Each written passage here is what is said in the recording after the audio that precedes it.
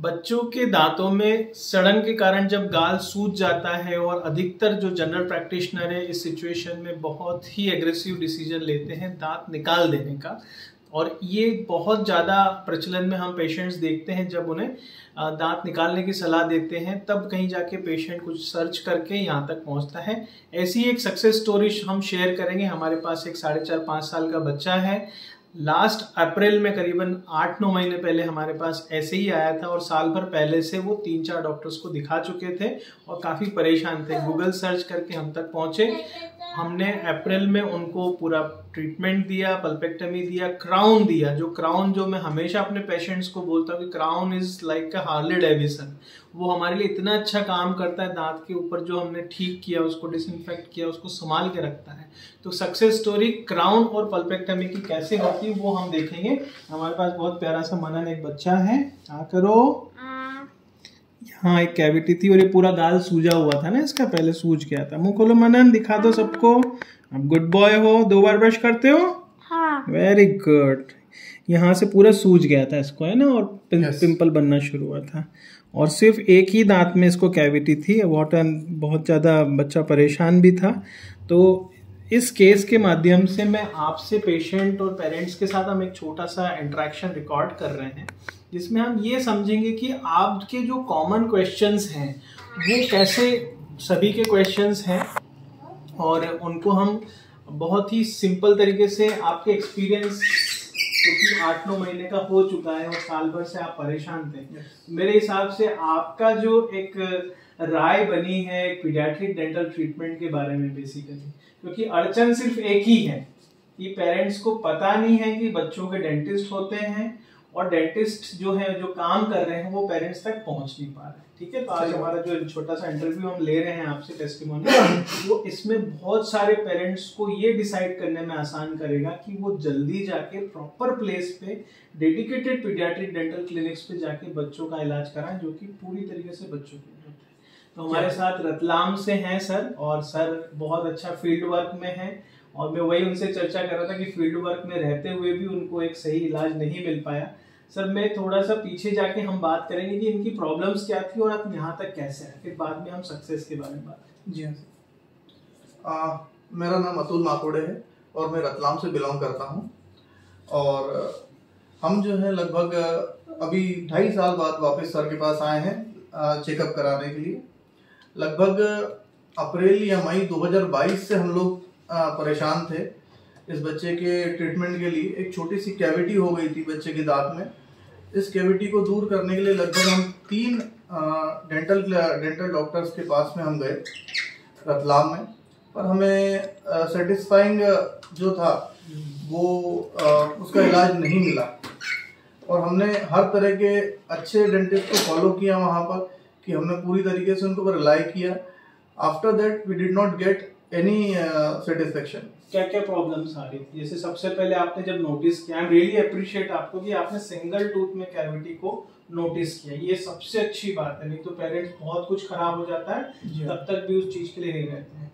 तो वो सबसे अच्छा इनिशिएटिव था, लेकिन उस टेक्निकली वो आपको साउंड ट्रीटमेंट नहीं मिल पाया। हाँ, तो वहाँ पे जो डेंटिस्ट रहे होंगे उन्होंने क्लीनिंग करके पहली बार में फिल कर क्लीनिंग करके पहली बार फिल कर दिया। फिर 1-8 महीने बाद वो फिलिंग ऑफिस से विड्रॉ हो गई, निकल गई। इस पे यहाँ पे और जोड़ूंगा चीज, जब कभी भी हम इस तरह का इंटरिम ट्रीटमेंट लेते हैं, देखिए ये एक इंटरिम रेस्टोरेटिव ट्रीटमेंट है, ITR, ठीक है, इसको साइंस में भी हमने समझा है, लेकिन यहाँ पे गाड़ी रुकती है।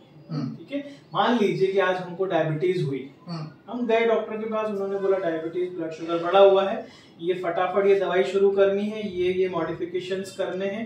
तो ये पहला जो स्टेप है ये डिसीज को कंट्रोल करने के लिए, ठीक है, कि कहीं भी कोई एकदम आपदा आई है तो उसको कंट्रोल करें। तो फिलिंग जो है, जो सिंपल सा भी अगर किया है डॉक्टर ने, तो वो डिसीज को लिमिटेशन करने के लिए, उसको ट्रीटमेंट नहीं बोलेंगे, ना ही उसको ट्रीटमेंट का कंप्लीशन बोलेंगे।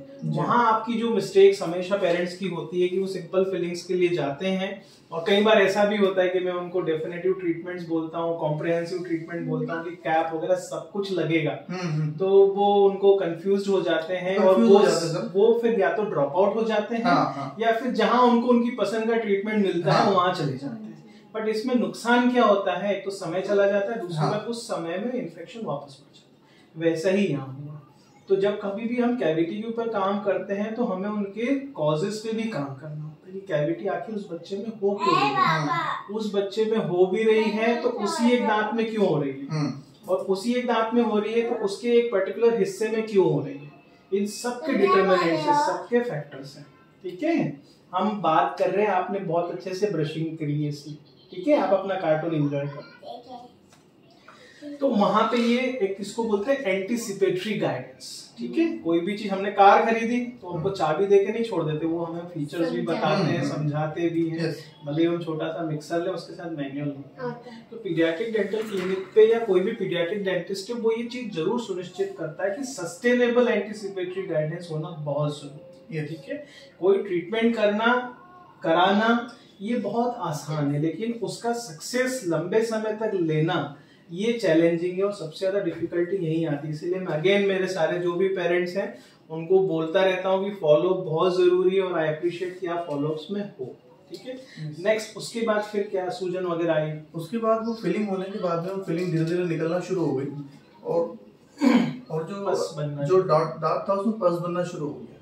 हम और हाँ एक फुंसी जैसा बन गया। फिर उसमें एंटीबायोटिक, वो डॉक्टर ने कहा कि एंटीबायोटिक दे रहे हैं, एमिक्सासिलिन पोटेशियम कल्विनेट का वो कॉम्बिनेशन दिया, और उसके बाद में वो बोले कि इससे ही रिकवर होगा। और फिर भी हमने रिलाई किया और काफी समय तक उसको दिया। फिर मैंने कई यहाँ पे भी मैं रोकूंगा कि अधिकतर जब मेडिकल साइंस में ये है कि एक लिमिट तक हम समाधान दे सकते हैं किसी भी एक पर्टिकुलर फैसिलिटी में। ठीक है, और जो हायर फैसिलिटीज हैं वहां पे सर्वोच्च या जो भी पॉसिबल ट्रीटमेंट वो सब मिलता है। तो कई बार ऐसा होता है मन बहलाने वाला। ठीक है, तो ये बड़ा चतुराई से डॉक्टर्स हम लोग बड़ा ट्रेंड रहते हैं इनमें कि कैसे कन्विंस करना है। तो ये अधिकतर हर पेरेंट्स के साथ होता है। आई एम रियली सॉरी कि मैं एक डेंटिस्ट होके इस तरह की बात डेंटिस्ट के बारे में बोल रहा हूँ, लेकिन ये ट्रूथ है कि जब कभी कोई चीज नहीं संभलती है तो you should refer to the case. तो timely referral to a higher centre is must required. वो एक जिम्मेदारी वाला काम होता है जो कि मुझे बड़ा दुख होता है कि ये अभी हमारे इस स्थिति में नहीं है कि एक पेशेंट को एक लिमिट के बाद हायर सेंटर पर रेफर करना, जो कि आपको बाद में किसी और डेंटिस्ट ने रेफर किया, that's why you came to me. ठीक है, बट उस केस में क्या होता है कि जब हम फिलिंग कर देते हैं और कैप्स की जरूरत है और उसमें फिलिंग किया है तो इतना अच्छा सपोर्ट नहीं मिलता, और उसके साइड से प्लस कॉजेस पे काम नहीं हुआ। ब्रशिंग करना, स्वीट्स का एक्सपोजर, दांत में क्या कमी है उसके ऊपर अगर काम नहीं हुआ तो जो कैविटी पहले हुई है वो बाद में भी हो सकती है ना। तो वो वापस हुई, जिसको बोलते हैं हम सेकेंडरी केरीज।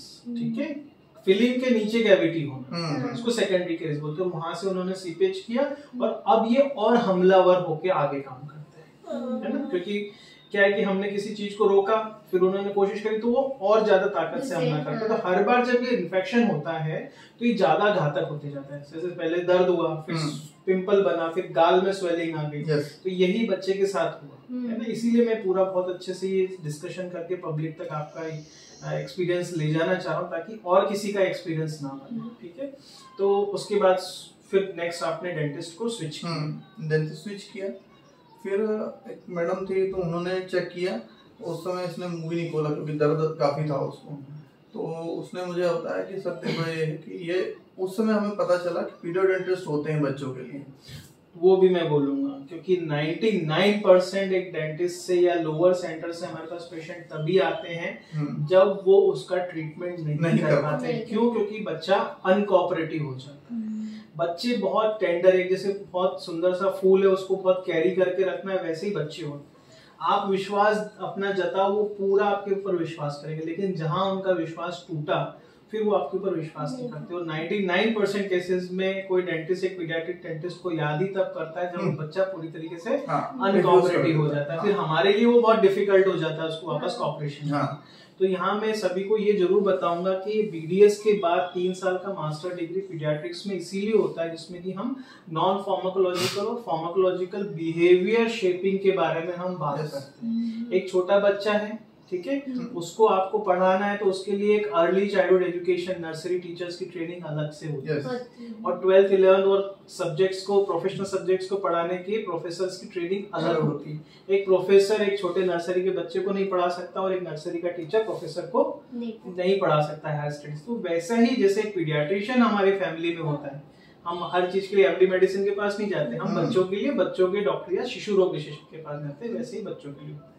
तो ये जो उन्होंने सलाह दी वो थक हार के दी है। हाँ। तो ऐसा भी नहीं होना चाहिए, ठीक है। प्रथम जिम्मेदारी तो लोअर सेंटर की बनती है कि वो केस को रेफर करें। दूसरी, जागरूकता इस तरीके से जिसमें कि हम यूट्यूब के और इस माध्यम से हम लोगों तक पहुंच रहे हैं, उनको ये बताने की कोशिश कर रहे हैं कि आप डायरेक्टली फर्स्ट हैंड यहाँ आओ, क्योंकि 3-4 डॉक्टर्स के पास बच्चा जब होके आता है अलग अलग माहौल में, अलग अलग व्यवहार में, अच्छा क्या है पीडियाट्रिक क्लिनिक का जो माहौल है, यहाँ कहीं भी आपको बाहर भीड़ नहीं दिखेगी।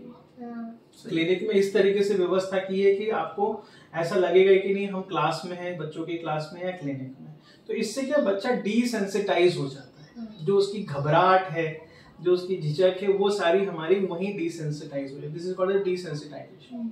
और पेरेंट्स के साथ भी हम जो इतना इंटरेक्ट करके बात करते हैं वो इसीलिए करते हैं कि पेरेंट्स के सवाल जब तक हम नहीं लेंगे, उनके मन में क्वेश्चंस रहेंगे और वो फुल्ली हमारी टीम का पार्ट नहीं, ठीक है। तो इट्स अ ट्रायंगल, बच्चे का डॉक्टर, बच्चा और पेरेंट्स, ये तीनों मिलके सोसाइटी के बीच में काम करते हैं। This is called paediatric time. तो ये एक हेल्दी इन्वायरमेंट में हो, ये सुनिश्चित करना एक पीडियाट्रिक डेंटिस्ट का काम है, क्योंकि काम बच्चे पे करना है। और पेरेंट्स का हमेशा यही डर रहता है लेट आने का, यही कारण रहता है कि बच्चा है कैसे कराए, ठीक है। फिर आप मेरे पास आए, आपने कैसे सर्च किया? मैंने तो जब उन्होंने बोला कि पीडियाट्रिक डेंटिस्ट होते हैं और वो आपको इंदौर में ही मिलेंगे, सबसे पहले मैंने रतलाम में सर्च किया कि रतलाम में कोई है कि नहीं है, क्योंकि जल्दी नियरली सर्च करता है आदमी। क्योंकि हमें जब देखा कि हमने इतनी सिटिंग लेना पड़ी तो इंदौर में बार बार कैसे जा पाएंगे, तो पहले तो झिझक रही और उसमें भी हमने 2 महीने गवा दिए। लगभग 2 महीने हमें जल्दी एक्शन लेना चाहिए था, पर हमने 2 महीने फिर भी गवाए। फिर लास्ट में हमारी भी गलती है, मतलब पेरेंट्स की भी गलती रहती है। थक हार के जब आदमी जाता है ना, जैसे डेंटिस्ट ने थक हार के हमें रिकमेंड किया ना, हम भी थक हार के बाद में आए, जबकि हमें पहले एक्टिवली उसको पार्ट लेना चाहिए था, कि हमें उसको पहले से ही सर्च करना चाहिए था चीजों को। जब पहली बार बात बिगड़ी तभी उसको संभालना चाहिए था पहली बार में। तो हमने जो 2 सिटिंग में आपका काम, हाँ 2 सिटिंग में यहाँ पर काम किया, वो भी इसलिए क्योंकि पहली सिटिंग में उसको सूजन थी। हाँ, नहीं तो सेम विजिट में ही काम फिनिश हो जाता। जी हाँ। फिर आप यहाँ आ गए मेरे पास। हाँ। मेरे हिसाब से आपने मुझसे पहले बहुत सारी फोन पे चर्चा करी थी। फोन पे चर्चा करी सर आपने। हमें सबसे अच्छा जो मुझे लगा कि कंसल्टेशन करने के लिए आपने हमें व्हाट्सएप के थ्रू वो दिया वीडियो। आपने बोला आप पहले वीडियो भेजिए, फिर आपने वीडियो देखा, फिर आपने हमें बताया कि नहीं ये रिकवरी के लायक है, आप आ जाइए। तब जब आपने हमें भरोसा दिलाया तब हम उसके बाद में आए आपके पास में। इसके पहले ये चीजें ही, ये जो डिस्टेंस है पीडियाट्रिक डेंटल क्लिनिक और पेरेंट्स के बीच में, ये डिजिटल जो माहौल बना है, इससे हम उस दूरी को पाटने की कोशिश कर रहे हैं, ठीक है। और ये सुनिश्चित करें, व्हाट्सएप प्लेटफॉर्म है वो हमने बहुत अच्छे से 2016 से बहुत अच्छे से ऑर्गेनाइज किया है। रेडी मैसेजेस हैं, बहुत सारे क्वेश्चन जो FAQ होते हैं उनके पहले से वीडियोस हमने लिंक्स के साथ दे रखे हैं। फोटो वीडियो बना के पेरेंट्स हमसे कनेक्ट कर सकते हैं, that is free of cost, है ना। यहाँ आने तक आपसे एक पैसा भी नहीं मांगा जाएगा। क्यों? क्योंकि एक सोशल रिस्पॉन्सिबिलिटी भी है कि इस चीज के बारे में पब्लिक तक बताना भी हमारी जिम्मेदारी। अगेन मैं आपको बोलूंगा कि जो भी गर्भवती महिलाएं हैं और 2 साल से छोटे बच्चे हैं, उनको हम हमारे फर्स्ट 1000 डेज में फ्रीली इनरोल कर रहे हैं, ठीक है। फ्री इनरोलमेंट है, कोई पैसा नहीं है, सिंपल सा अपने नंबर से बच्चे का नाम, बर्थ डेट और कोई भी समस्या का फोटो आप डाल दीजिए, आपको रजिस्टर्ड कर लेंगे हमारे साथ प्लेटफॉर्म पे और आपको अपडेट्स मिलते रहेंगे। आपको जब लगता है, जो लगता है सब क्वेरी क्वेश्चन वो हमसे आप डिजिटली पूछ सकते हैं। फिर आप यहाँ आ गए, है ना। फिर बच्चा थोड़ा सा डिसेंसिटाइज किया, डरा हुआ था, बहुत डरा हुआ था उस समय तो सर, क्योंकि उसको तो ऐसा लगता था ना कोई मेरे मुंह में जैसी कोई डालेगा मुझे बहुत दर्द होगा।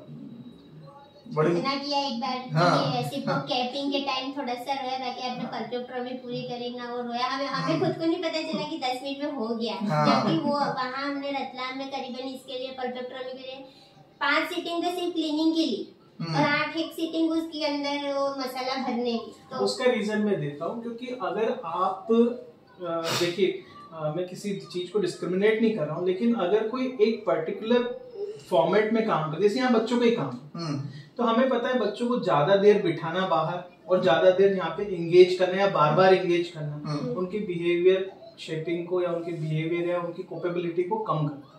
ठीक है, आप किसी को बार बार एक ही चीज नहीं एक्सपोज कर सकते।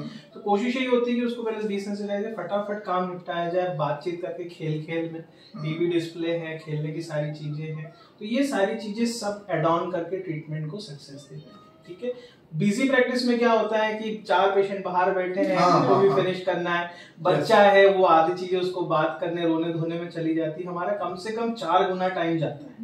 एक सिंपल सा कैलकुलेशन है, जिस टाइम में 10 मिनट में मैं एक एडल्ट का पेशेंट का काम कर सकता हूँ, मुझे इसमें आधा पौना।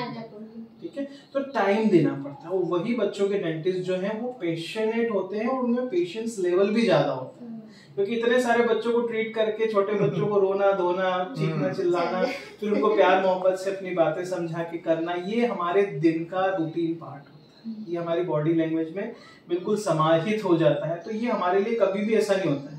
कई बार पेरेंट्स बोलते हैं सर बहुत हेक्टिक जाता होगा, दिन भर सिर दर्द रहता होगा, बच्चे सारे प्रॉब्लम, बट ये सब हमारे चीज का हिस्सा। और बच्चे बहुत प्यारे हैं। ठीक है, अगर आप बोलोगे बड़े का इलाज करना है तो मुझे लगता है कि उनको ज्यादा सवाल होते हैं। बच्चे सवाल नहीं करते, पेरेंट्स ही सिर्फ सवाल करते हैं, और मेरे को बड़ा अच्छा लगता है कि उनके सवाल को, क्योंकि ये एक जिम्मेदारी वाला काम। बच्चे हैं, ये हमारे भविष्य हैं। कोई भी हो, चींटी से लेके तो हमारे तक जितने भी हैं, सब इवोल्यूशन में हमारे नेक्स्ट जनरेशन के लिए मेहनत करते हैं।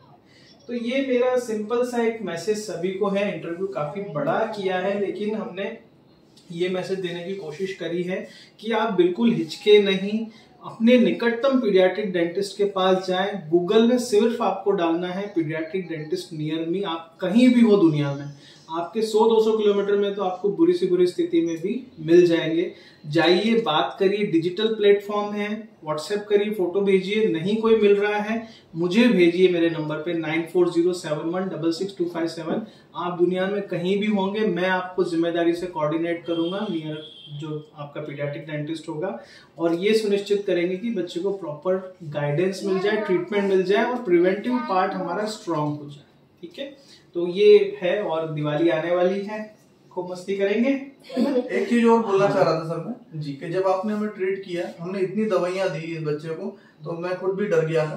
पर आपके यहाँ आने के बाद हमने एक सिंगल दवाई भी नहीं दी इस बच्चे को। एंटीबायोटिक्स जो है, इसके ऊपर मैंने एक और वीडियो बनाया है, यूज ऑफ एंटीबायोटिक्स। ठीक है, तो देखिए सिंपल सी बात, एंटीबायोटिक्स कहाँ काम आएगी? जहाँ बैक्टीरिया है ना, सिंपल लॉजिक। या तो बैक्टीरिया हटा दीजिए या फिर वहां पे एंटीबायोटिक दे दीजिए। ठीक है, अभी क्या हो रहा है, इजराइल और हमास, यही हो रहा है। अभी इजराइल ने कसम खा ली कि हमास को खत्म करना। ठीक है, अब एंटीबायोटिक देने से मतलब नहीं। ठीक है, उसको पूरी तरीके से साफ करना है, क्लीन करना है, तो वो प्रॉपरली उसको एंटीबायोटिक देने की जरूरत नहीं पड़ेगी। एंटीबायोटिक का यूज भी एक बहुत बड़ा इशू है, बहुत बड़ा इशू है, जहाँ पे कि हम बिना देखे, आप तो चलो डॉक्टर्स के सलाह से ले रहे हो, पेरेंट्स ओवर द काउंटर जाके बच्चों के लिए भी एंटीबायोटिक्स ले लेते हैं। ये सही नहीं है। एंटीबायोटिक्स सिर्फ और सिर्फ टारगेटेड पॉपुलेशन ऑफ बैक्टीरिया को हिट नहीं करती है, वो ब्रॉड स्पेक्ट्रम होती है। हमारे लिए बहुत सारे ऐसे बैक्टीरिया हमारे शरीर में हैं जिनकी वजह से हम जिंदा हैं, है ना, जो हमारे पाचन से लेके तो हमारी डाइजेशन से लेके हर चीज में हमारे लिए काम आते हैं, विटामिन के एब्जॉर्प्शन वगैरह सब में काम आते हैं। तो वो भी तो वॉश आउट हो जाते हैं। और एंटीबायोटिक रेजिस्टेंस हो रहा है, आप हॉस्पिटल जाएंगे कोई भी इन्फेक्शन के लिए, तो बेसिक एमॉक्सिलिन और ये सिंपल वाले एंटीबायोटिक्स तो वहाँ होते ही नहीं है, वो हायर एंटीबायोटिक से ही शुरू होता है। तो ये हमारी जो बोलते हैं कि बैक्टीरियल या एंटीबायोटिक रेजिस्टेंस डेवलप हो रहा है हमारे बीच में, वो इन्हीं कारणों से। मेरी तो सबसे यही सलाह, और प्रैक्टिस में भी मेरे पर्चे भरने का बिल्कुल नहीं, मैंने शायद आपको कोई पर्चा भी नहीं दिया है ना, क्योंकि कोई भी दवाई देने से मतलब नहीं है। It's a surgical branch, dentistry is always a surgical branch, जहाँ पे आपको कुछ न कुछ ट्रीटमेंट प्रोसीजर करके ही उस चीज को करना है, नहीं तो उसके लिए आप कितनी भी दवा डालते जाओ, दांत के अंदर का इन्फेक्शन तो वहीं रहेगा। ठीक है, तो वो चीज भी जरूरी है। और थैंक यू, ये आपने पॉइंट लिया। और बस दिवाली एंजॉय करिए, रेगुलर फॉलोअप में रहिए। ये दांत जब तक पक्के दांत से नहीं टर्न अप होगा 14-15 साल में, तब तक आप मेरे साथ नजर में रहिए। 7-8 साल की उम्र में हम एक ओपीजी एक्सरे कराएंगे, जिसमें कि हम स्टेटस करते रहेंगे। कैप से संबंधित भी पेरेंट्स के सवाल होते हैं कि हम कैप्स अपने आप निकल जाएगा क्या, नहीं निकलेगा। तो 99% 14 साल के एक्सपीरियंस में मैं तो ये समझता हूँ कि वो नॉर्मली निकल जाता है। छोटी सी छोटी जो प्रॉब्लम आती है वो ये कि वो हिलता रहता है, तो उस समय क्या हम एक्सरे करवाएंगे और देखेंगे स्टेटस सही रहेगा तो या तो जेली लगा के हट जाता है या वो अपने आप ही हट जाता है, उसमें कोई दिक्कत नहीं। ठीक है, बस ये देखना है कि मसलों के आगे कोई सूजन तो नहीं बन रही है, खाना, ब्रशिंग, ये सब करना है। एंड रियली अप्रिशिएट कि आप 2 बार ब्रश कर रहे हो। ठीक है, ब्रशिंग और फ्लॉसिंग कुछ नहीं करना है, डेंटिस्ट्री बहुत इजी ब्रांच है, कुछ भी नहीं करना है हमको। पेट, लीवर, हार्ट जैसी समस्याओं अलग है जो दिखती नहीं है, दांत की समस्या इजी है। बच्चों के नाखून काटते हैं हर हफ्ते, मुंह खोल के देखो ना, सिंपल सा। फर्स्ट 1000 डेज में यही सिखाते हैं हम कि कैसे बच्चों की चीजों को देखना है, बस सिंपल सी बात है। ठीक है, इसी के साथ सभी को दिवाली की बहुत बहुत शुभकामनाएं। बच्चों के लिए आप बिल्कुल बेहिचक होकर इस प्लेटफॉर्म को यूज करिए। मैं हमेशा डेडिकेटेड सभी पेरेंट्स के साथ हूँ जिन किसी को भी मेरी मदद की जरूरत है। नमस्कार।